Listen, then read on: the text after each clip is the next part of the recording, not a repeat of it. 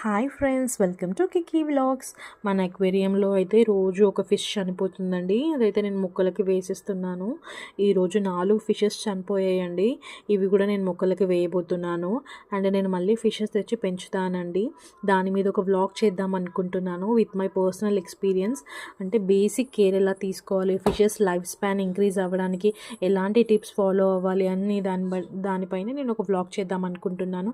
అది బిగినర్స్కి అయితే చాలా బాగా హెల్ప్ అవుతుంది అండ్ విత్ ఇన్ 2 డేస్లో నేను అది పోస్ట్ చేస్తాను. ఇవి వచ్చేసి నేను మొక్కలకి వేయబోతున్నానండి. మనం ఇది మొక్కలకి వేసినప్పుడు ఏంటంటే న్యాచురల్ ఫర్టిలైజర్ లాగా హెల్ప్ అవుతుందండి.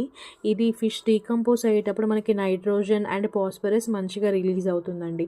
దానివల్ల ప్లాంట్ గ్రోత్ అనేది చాలా బాగుంటుంది అండ్ సాయిల్ హెల్త్ కూడా చాలా ఇంప్రూవ్ అవుతుందండి. ప్లాంట్ కూడా చాలా స్ట్రాంగ్ అవుతుంది, మనకి బెటర్ ఈల్డ్ ఉంటుందండి.